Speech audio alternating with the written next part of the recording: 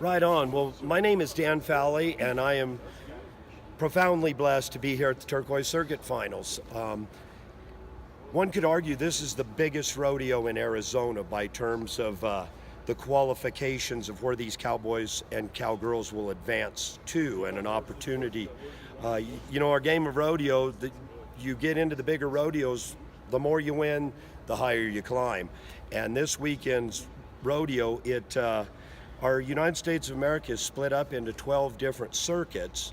Arizona and New Mexico comprise the Turquoise Circuit, and it's all part of Ram Rodeo's recognizing the stay-at-home working cowboys. Pro Rodeo has over 680 rodeos across our United States of America throughout the regular rodeo season.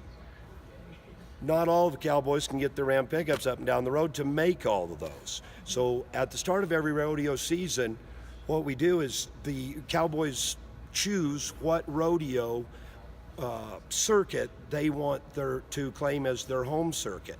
Money won while competing at those rodeos, and even though you're competing against the top 15 in the world, when you win money at your circuit level, it allows you to advance to the 12 different circuit finals throughout the United States, and then having a chance where we take the year-end champion, and whoever wins this rodeo right here, they advance to play for millions of dollars at the Ram National Circuit Finals in Kissimmee, Florida. We've got a awesome cross-section of rodeo talent that comprises our Turquoise Circuit Finals. This year we have between 5 different contestants, we have over 20 world championships, the big-time athletes of professional rodeo.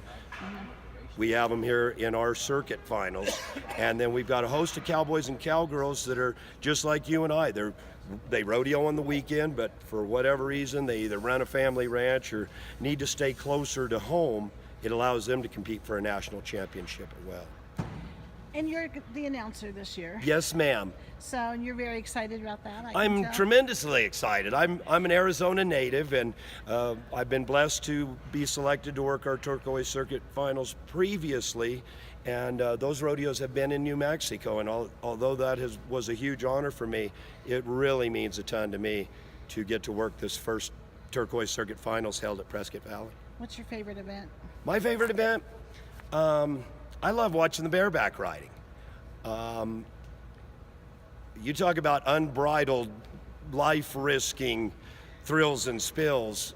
Those are some amazing athletes, and of course we have Luke Creasy in our bareback riding, who is one guy that, although he doesn't have a world championship to his credit yet, he's due for one, and injuries have been an issue for him. He's healthy, he's ready to play.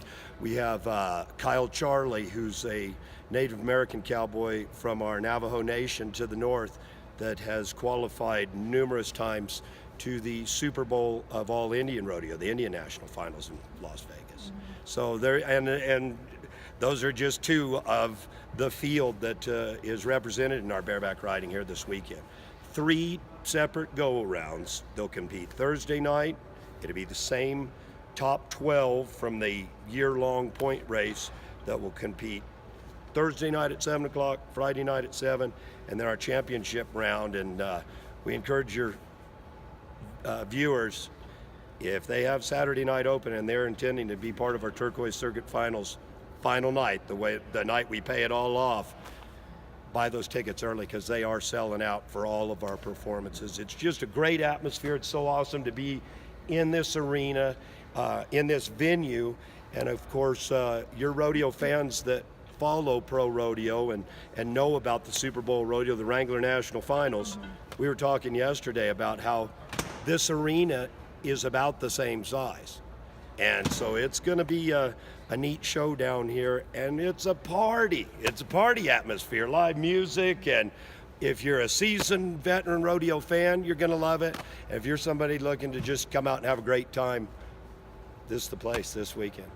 And I want to touch on something you mentioned a couple minutes earlier, and that is the fact that these these are athletes. These aren't just people riding a horse. These No, are without a doubt. athletes. Top athletes, and they have, like I say, to earn their place here, they've competed and head to head with the biggest names in rodeo. And you talk about the athletes, the Cowboys earn their money or earn their way here predicated on the money they've won. The livestock, it's an honor, as we have 3 of the top stock contractors in professional rodeo have been selected. Their animals have been selected by the Cowboys, and that's quite an honor. The Cowboys pick the roster of the livestock that they'll go toe-to-toe with. So award-winning livestock and stellar Cowboys makes for a crazy combination. And it's kind of unusual to think of the stock as being athletes, but they are too. They are millions and millions of dollars, and all 3 of our stock contracting firms this weekend have invested profound amounts of money to develop, harvest, and raise the outstanding rodeo athletes that carry themselves around on 4 legs, not 2. And so let's just go ahead and tackle the issue of how they're cared for and they're not mistreated in any way. You know, I'm really glad that you asked that because, you know, on any given weekend throughout our United States of America, tens of thousands of rides. In professional rodeo, we put forth the most stringent means of watching after the rodeo livestock. As you can see them in the back pens here, they're fat, sassy. Our stock contractors have huge amounts of money invested in them. And some of these horses rode here in padded trailers. The guys brush them, even though they're rank bucking horses that are literally like they breed horses for their speed to be utilized in horse racing. These rank horses that you'll see here this weekend, their moms were buckers, their dads were proven buckers, and they were bred to be what they are. 4 veterinarians watching after our livestock, professional athlete or professional stock handlers behind the chutes, and as you can well imagine, with that kind of money invested, let alone the time that our stock contractors invest in these animals, they're like part of their families. And I'm so very impressed with the eye on their focus on quality and care. How long have you been announcing? Oh my goodness. This actually marks my 30th year of announcing. I was a marginal at best college rodeo athlete, and any of my friends that were around then, they'll say marginal was an overstatement, but I love the sport of rodeo. I love it because the principles behind it, we are like a family. We see each other up and down the road throughout the year, and it's always neat running into your friends and buddies and getting to spend time with them and be a part of a sport that was born right here in the United States of America, and it was born out of necessity and out of everyday working skills, you know. And I think our country needs a lot more people focused on work and the opportunity to reap the benefits of work and hard work and friendships and watching after their friends and buddies. I've been told that during the anthem, nobody should expect to see anyone take a knee. Yes, ma'am, and I'm, you know, people in our world of rodeo, quite a few of whom have served this United States of America in our military, quite a few of whom are law enforcement and firefighters in their regular jobs. We know the importance, we know the sacrifices that have been made. That flag is not, as some have argued recently, a piece of material. That flag has been draped over almost 2 million caskets of brave men and women that have fought and unfortunately died for the freedoms. And since you brought it up, I'm going to just say one thing about that. Those people ought to stand, if for no other reason, they have the right to take a knee. as you can tell, I'm pretty passionate about that, and Right. we're blessed here this weekend. I don't want to let the cat out of the bag too much, but you know, professional rodeo and our friends from Wrangler make a very concerted effort to recognize the services of our men and women of our military. And on Saturday night, we're going to be honoring some of those American patriots right here at Prescott Valley. Okay. So, suppose you were talking to somebody who had never been to a rodeo before. What's the first thing you would tell them to watch for, or to do, or to see?